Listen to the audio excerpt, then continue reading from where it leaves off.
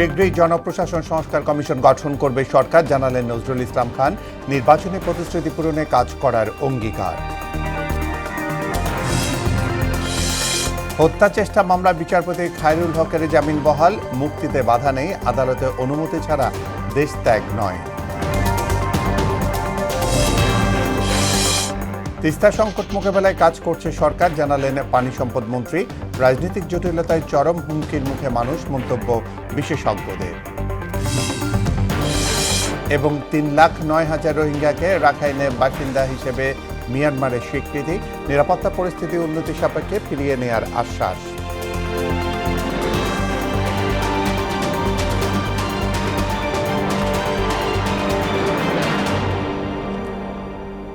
আসসালামু আলাইকুম, স্বাগত মোহনা সংবাদে। এতক্ষণ শুনছিলেন সংবাদ শিরোনাম। পুরো সংবাদের সঙ্গে আছি আমি জাবেদ কারদার। বিদ্যমান র্যাপিড অ্যাকশন ব্যাটালিয়নে বিলুপ্ত করে পুলিশ বাহিনীর আওতায় স্পেশাল রেসপন্স ব্যাটালিয়ন SRB নামে একটি বিশেষায়িত ইউনিট প্রতিষ্ঠার জন্য নতুন একটি আইনের খসড়ায় নীতিগত ও চূড়ান্ত অনুমোদন দিয়েছে মন্ত্রিসভা। প্রধানমন্ত্রী তারেক রহমানের সভাপতিত্বে সোমবার মন্ত্রিসভার বৈঠকে স্পেশাল রেসপন্স ব্যাটালিয়ন SRB আইন 2026-এর খসড়া নীতিগত ও চূড়ান্ত অনুমোদন দেওয়া হয় বলে মন্ত্রিপরিষদ বিভাগের বিজ্ঞপ্তিতে জানানো হয়েছে। নাগরিকদের অভিযোগ ও ইউনিটের সদস্যদের অভ্যন্তরীণ সংক্ষেপ নিষ্পত্তির জন্য একটি বহুপক্ষীয় অভিযোগ প্রতিকার কমিটি গঠনের বিধান রাখা হয়েছে। দায়িত্ব নেওয়ার পর থেকে বর্তমান সরকার প্রতিশ্রুতি পূরণে কাজ করে যাচ্ছে বলে জানিয়েছেন প্রধানমন্ত্রীর রাজনৈতিক উপদেষ্টা রুহুল কবির রিজভী। সরকার প্রধানের আরেক উপদেষ্টা নজরুল ইসলাম খান বলেন, 6 মাসে সামর্থ্যের ঘাটতি থাকলেও আন্তরিকতার অভাব ছিল না। দুপুরে সরকারের 6 মাস পূর্তি উপলক্ষে আয়োজিত ব্রিফিংয়ে এইসব কথা বলেন তারা।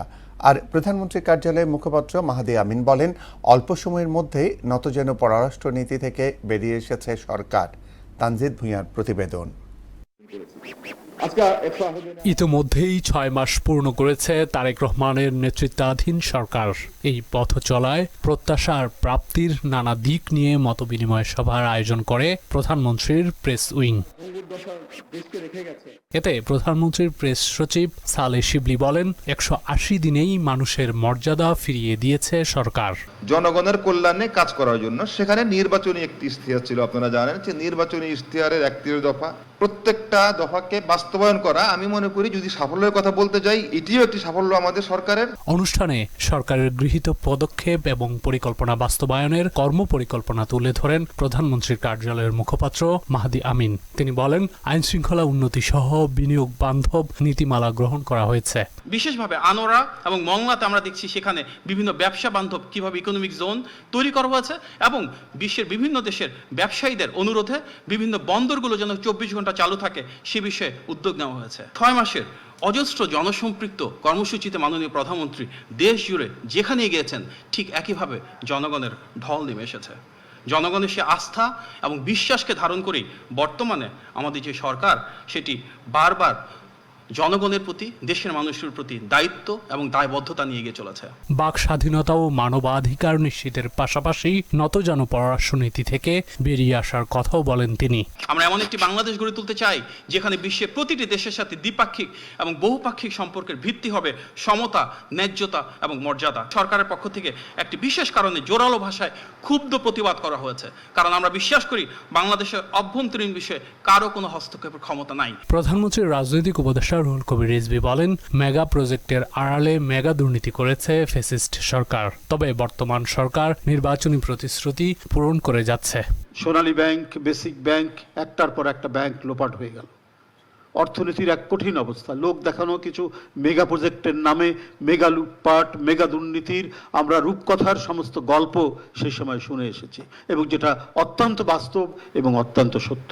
নির্বাচনের প্রাক্কালে যে প্রতিশ্রুতিগুলো দিয়েছিলেন, যে অঙ্গীকারগুলো করেছিলেন সরকার প্রধান, সেই প্রতিশ্রুতিগুলি পূরণেই তিনি ক্ষমতা গ্রহণের প্রায় প্রথম দিন থেকে অথবা দ্বিতীয় দিন থেকে তিনি শুরু করেছেন তার কর্মযজ্ঞ। সরকারের পদক্ষেপ বাস্তবায়নে আন্তরিকতার কথা উল্লেখ করে প্রধানমন্ত্রীর আরেক উপদেষ্টা নজরুল ইসলাম খান বলেন, বিরোধিতাকে সহযোগিতা হিসেবে দেখা হচ্ছে। সামর্থ্যের ঘাটতি আছে আমাদের, প্রয়োজন অনস্বীকার্য, আন্তরিকতা থাকলে এবং নিষ্ঠা থাকলে আমার ধারণা জনগণের প্রয়োজন মেটানো আমাদের পক্ষে সম্ভব হবে। স্বাক্ষরিত জুলাই সনদ বাস্তবায়নের অঙ্গীকার পুনর্ব্যক্ত করেন সরকারের দায়িত্বপ্রাপ্তরা। আগামী দিনগুলির যে পরিক্রমা, সেখানেও তারা দেশের মানুষ এবং আমাদের সম্মিলিত যে সমৃদ্ধি সেটা অর্জনে তারা পাশে থাকবেন। তানজিদ ভুইয়া, মোহনা সংবাদ, ঢাকা। আদালতের অনুমতি ছাড়া সাবেক প্রধান বিচারপতি ABM খায়রুল হক দেশ ত্যাগ করতে পারবে না বলে আদেশ দিয়েছেন সুপ্রিম কোর্টের আপিল বিভাগ। গেল 11 আগস্ট প্রধান বিচারপতি নেতৃত্বাধীন আপিল বিভাগ এই আদেশ দেন। আজ আদেশটির লিখিত অনুলিপি প্রকাশিত হয়েছে। এদিকে বিচারপতি খায়রুল হকের সবশেষ মামলার জামিন বহাল রেখেছেন সুপ্রিম কোর্টের চেম্বার আদালত। এর ফলে যে কোনো সময়ই তিনি মুক্তি পাবেন বলে জানিয়েছেন তার আইনজীবী অ্যাডভোকেট মোতাহার হোসেন সাজু। খায়রুল হকের বিরুদ্ধে সবশেষ মামলাটি ছিল রাজধানীর বনানী থানায় দায়ের করা হত্যা চেষ্টা মামলা। বিচারপতি KM জাহিদ সরওয়ার ও বিচারপতি শেখ আবু তাহেরের হাইকোর্ট বেঞ্চ তাকে জামিন দেন। এই মামলায় জামিন বহাল রেখেছেন চেম্বার আদালত। ওবায়দুল কাদের সহ আওয়ামী লীগ ও এর অঙ্গ সংগঠনের 7 নেতার বিরুদ্ধে জুলাই আন্দোলনে মানবতা বিরোধী অপরাধ মামলায় যুক্তিতর্ক শেষ হয়েছে। মামলাটি এখন রায়ের জন্য অপেক্ষমান রাখা হয়েছে। আসামিদের বিরুদ্ধে সর্বোচ্চ সাজার প্রত্যাশা প্রসিকিউশনের। আর আসামি পক্ষের দাবি পর্যাপ্ত প্রমাণ দিতে পারেনি প্রসিকিউশন। এদিকে নতুন আরেক মামলায় 3 সাংবাদিককে হাজির করার পরোয়ানা জারি করেছেন ট্রাইব্যুনাল। মুদাসসির আলীর প্রতিবেদন।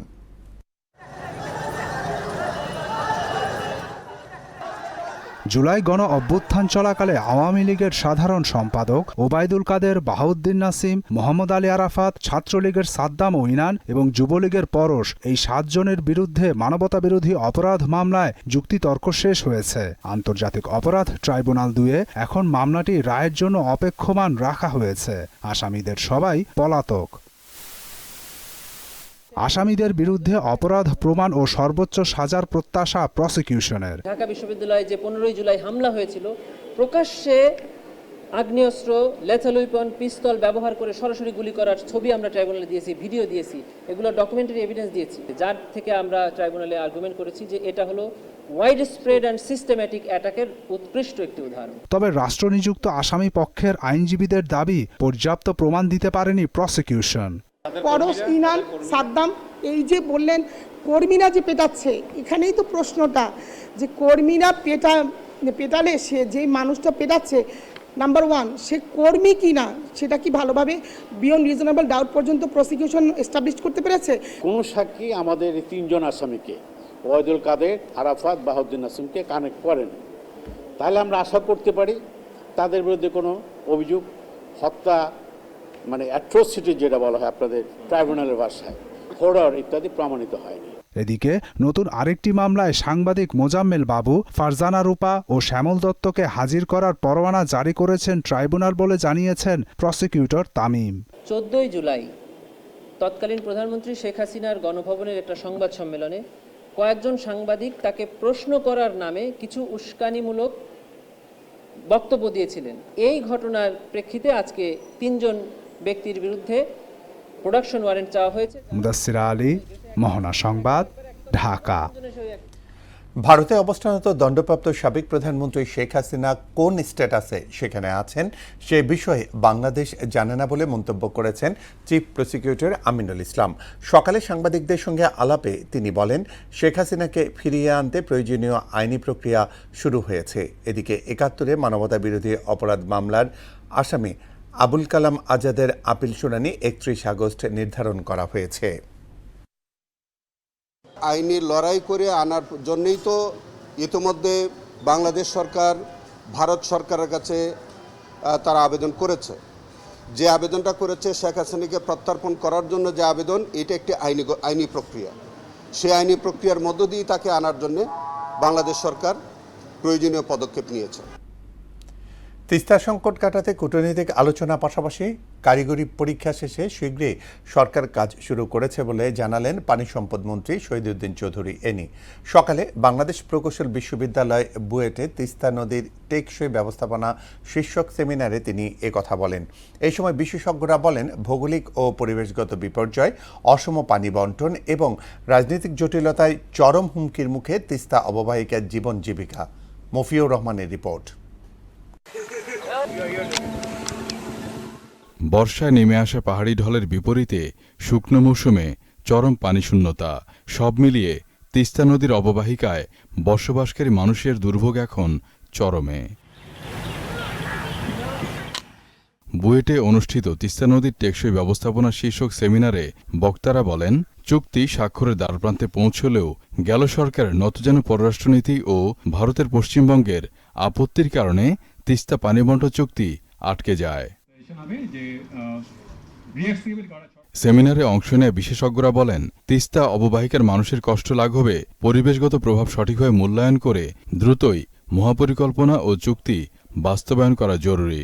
তিস্তা মহাপরিকল্পনা বাস্তবায়নের আন্দোলনটা এখন উত্তরবঙ্গের মানুষের একটা সামাজিক আন্দোলনে পরিণত হয়েছে। তিস্তার চুক্তি হলে আমি জানবো আমি কতটুকু পানি পাবো।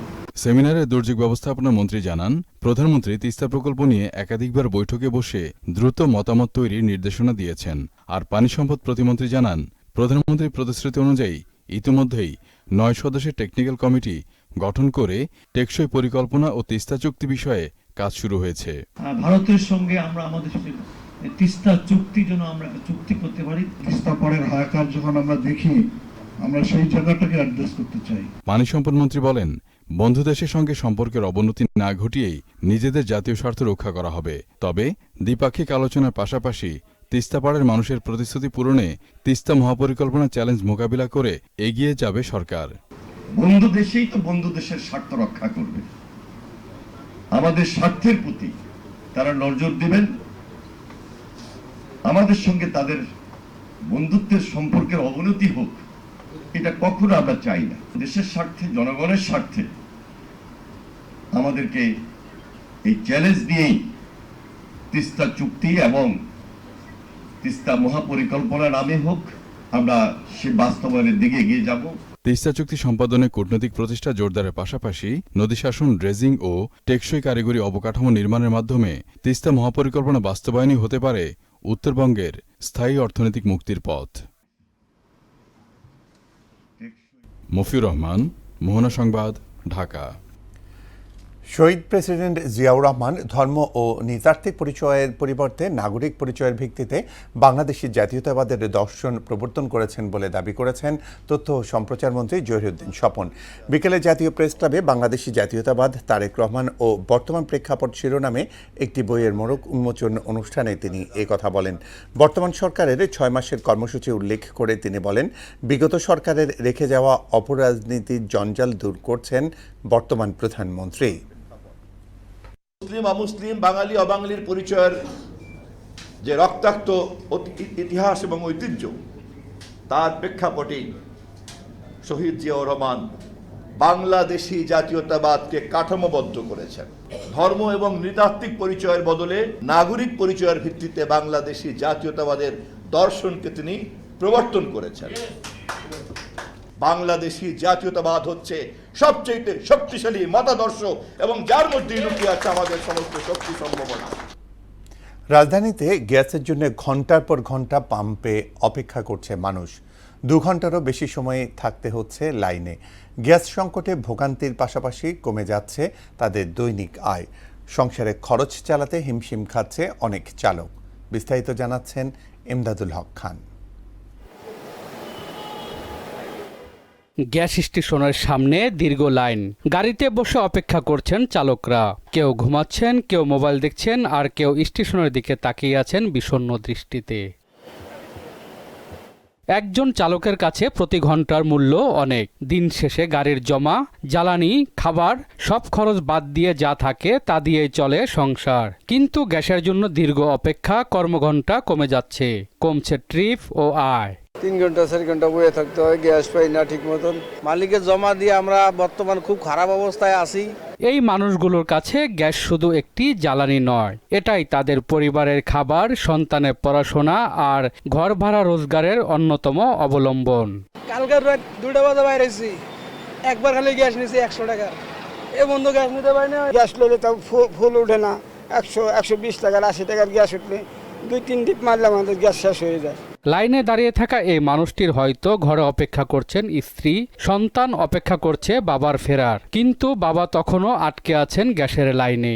একটি গাড়ি, একটি স্টিয়ারিং আর প্রতিদিনের অনিশ্চয়তার উপর নির্ভর করে চলছে পরিবার। রাস্তায় এসে গ্যাস নাই, বাসায় যাই কারেন্ট নাই, তা আমরা খাবো কিভাবে?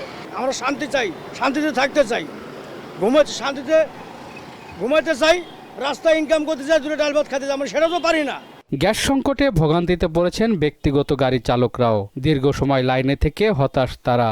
2 দিন আগে 7 ঘন্টা দাঁড়িয়ে থেকে গ্যাস নিয়ে গেছি, তাও গ্যাসের প্রেশার পাইছি 120, মানে খুব কম। গ্যাস পাম্পে মেশিন বন্ধ, এই দুর্ভোগে আছি, 5 ঘন্টা ধরে বসা যাব। অন্যদিকে গ্যাস সংকটে রাজধানীর বেশিরভাগ পরিবারেই ঠিকমতো জ্বলছে না চুলা, এতে ব্যাহত হচ্ছে মানুষের দৈনন্দিন জীবনযাপন। এমদাদুল হক খান, মোহনা সংবাদ, ঢাকা।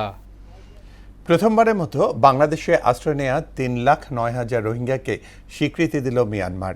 সংঘাতপূর্ণ রাখাইনে নিরাপত্তা পরিস্থিতি উন্নতি হলে তাদের ফিরিয়ে নেওয়া হবে বলে জানিয়েছেন দেশটির পররাষ্ট্র মন্ত্রণালয়। ঐশী আলমের ডেস্ক রিপোর্ট। 2017 সালে সামরিক বাহিনীর দমনপীড়ন ও সশস্ত্র গোষ্ঠীর হামলার পর কয়েক লাখ রোহিঙ্গা মিয়ানমার থেকে পালিয়ে বাংলাদেশে আশ্রয় নেয়। বর্তমানে 13 লাখেরও বেশি রোহিঙ্গা রয়েছেন বাংলাদেশে। ইন্দোনেশিয়া ও মালয়েশিয়া সহ বিভিন্ন দেশে পাড়ি জমিয়েছেন অনেকে।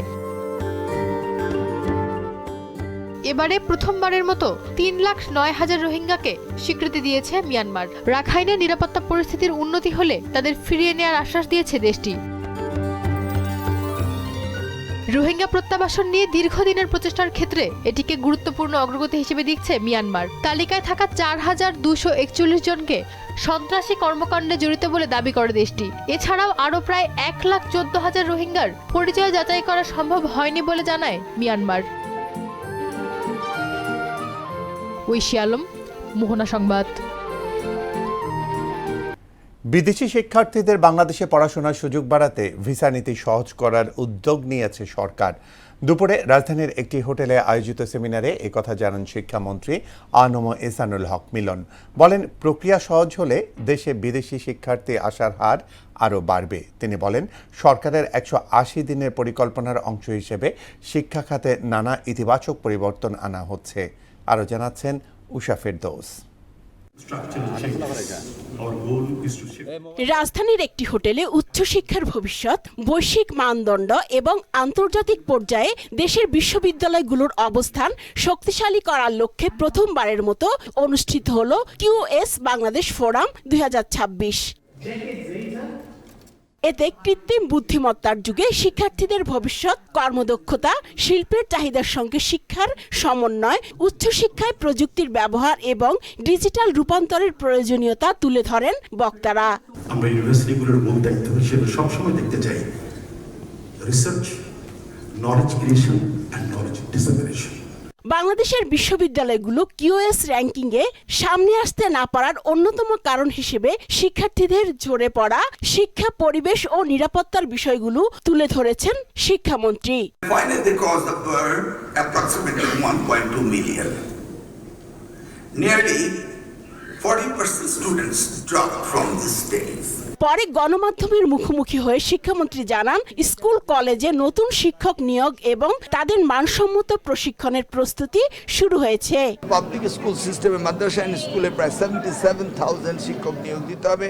সেটা দেওয়ার আগে আমাদের যারা বিভিন্ন দূর দূরান্তে পোস্টিং রয়েছে সেটা ট্রান্সফারের ব্যবস্থা আমরা আশা করছি আজকালের মধ্যেই সেটা শুরু করতে যাচ্ছি, ট্রান্সফারের বিষয়টা। তারপর আমরা নিউ রিক্রুটমেন্টের দিকে যাচ্ছি। কোয়ালিটি এডুকেশন, টিচার্স ট্রেনিং, সেগুলি হচ্ছে আমাদের মূল পথ যেদিকে আমরা যেতে চাচ্ছি। বিদেশি শিক্ষার্থী আকৃষ্ট করতে ভিসা প্রক্রিয়া সহজ করার বিষয়ে প্রয়োজনীয় নির্দেশনা দেওয়া হয়েছে বলেও জানান শিক্ষামন্ত্রী। ফরেন স্টুডেন্ট অ্যাট্রাক্ট করাতে হলে ভিসা পলিসিটাকে ইজি করতে হবে এবং আমরা ক্যাবিনেটে আলোচনা করেছি, তারপর ডিটেলস আমরা এটাকে ব্রেক থ্রু করেছি। নেক্সট ক্যাবিনেট মিটিংয়েই এই ভিসা পলিসি নিয়ে আমাদের একটা নির্দেশনা আসছে। উষা ফেরদৌস, মোহনা সংবাদ, ঢাকা।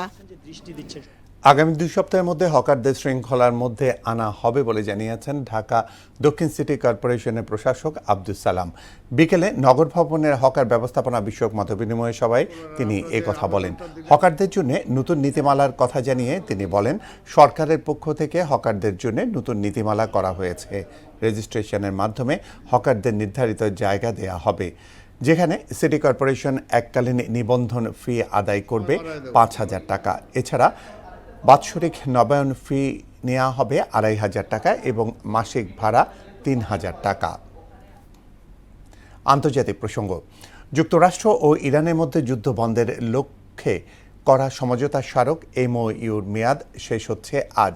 তবে সমঝোতার শর্ত বাস্তবায়নে দুদেশের বিরোধ এখনও কাটেনি, বরং হরমুজের নিয়ন্ত্রণ নিয়ে নতুন করে তৈরি হয়েছে উত্তেজনা।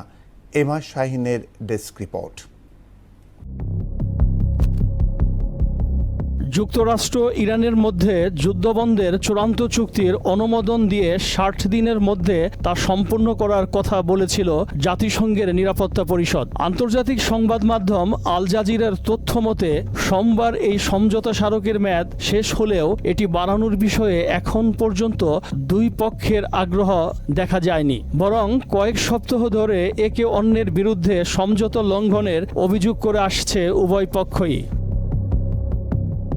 ইরানের পররাষ্ট্রমন্ত্রী আব্বাস আরাকচি জানান, যুক্তরাষ্ট্রের সঙ্গে আলোচনা আবার শুরু করার বিষয়ে এখনও কোনো সিদ্ধান্ত হয়নি।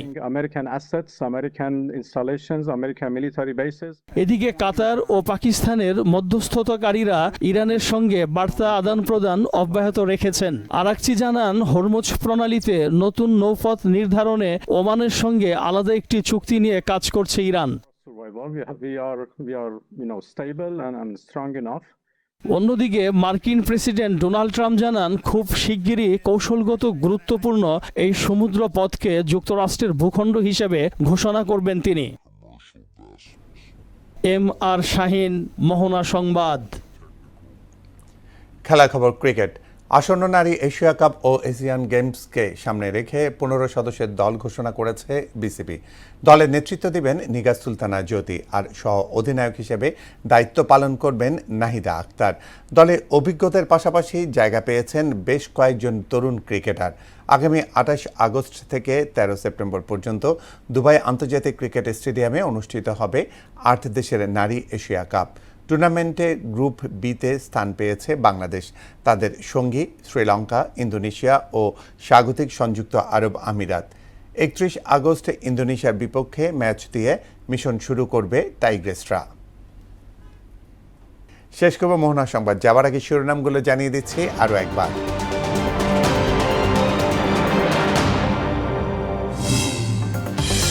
শীঘ্রই জনপ্রশাসন সংস্কার কমিশন গঠন করবে সরকার, জানালেন নজরুল ইসলাম খান। নির্বাচনী প্রতিশ্রুতি পূরণে কাজ করার অঙ্গীকার। হত্যা চেষ্টা মামলার বিচারপতি খায়রুল হকের জামিন বহাল, মুক্তিতে বাধা নেই, আদালতে অনুমতি ছাড়া দেশ ত্যাগ নয়। তিস্তা সংকট মোকাবেলায় কাজ করছে সরকার, জানালেন পানি সম্পদ মন্ত্রী। রাজনৈতিক জটিলতায় চরম হুমকির মুখে মানুষ, মন্তব্য বিশেষজ্ঞদের। এবং 3,09,000 রোহিঙ্গাকে রাখাইনে বাসিন্দা হিসেবে মিয়ানমারের স্বীকৃতি, নিরাপত্তা পরিস্থিতি উন্নতি সাপেক্ষে ফিরিয়ে নেওয়ার আশ্বাস। এই ছিল মোহনা সংবাদে। আমাদের পরবর্তী সংবাদ রাত 12টায়। মোহনার সবশেষ খবর জানতে ভিজিট করুন www.mohana.tv। সংবাদ দেখতে পারেন ফেসবুক, ইউটিউবেও। এতক্ষণ সঙ্গে থাকার জন্য ধন্যবাদ সবাইকে।